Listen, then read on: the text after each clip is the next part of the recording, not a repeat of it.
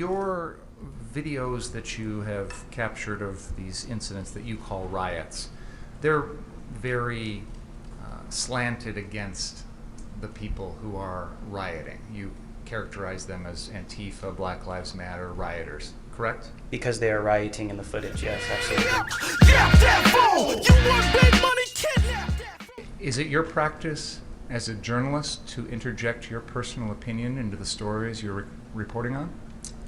No. But you did that here. Where? On August 25th, a few minutes after these shootings, you posted on Twitter your opinion as to whether the defendant in your mind was right or wrong in doing what he did, correct? No, I said apparently at the beginning of that statement. What effect does that have? It means apparently. It doesn't mean that this is 100% my opinion. You had already jumped to a conclusion, an apparent conclusion at that moment, right? That's what apparently means. You don't know, as you sit here today, what Mr. Rosenbaum was thinking, do you? You mean at the time of the shooting? Yes. Or at any point in his life. I mean, you have no idea what Mr. Rosenbaum was ever thinking at any point in his life. You have never been inside his head. You never met him before. You don't know. I've never exchanged words with him, if that's what your question is. So your interpretation of what he was trying to do or what he was intending to do or anything along those lines is complete guesswork, isn't it? Well, he said, "Fuck you," and then he reached for the weapon.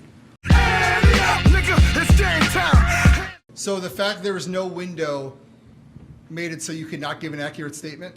I'm not saying that. I You said just did. it gave me anxiety.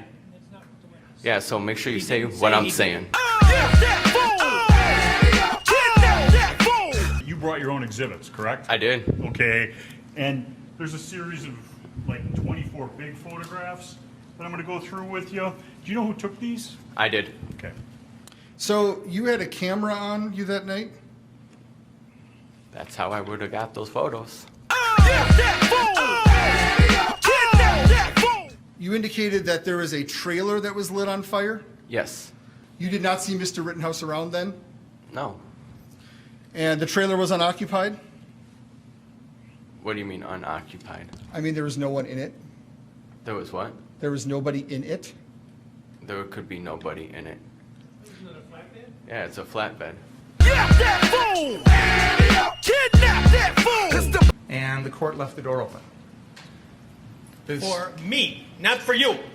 I was astonished when you began your examination by commenting on the defendant's post-arrest silence.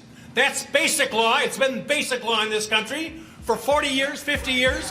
I have no idea why you would do something like that. And it gives, well, I'll leave it at that.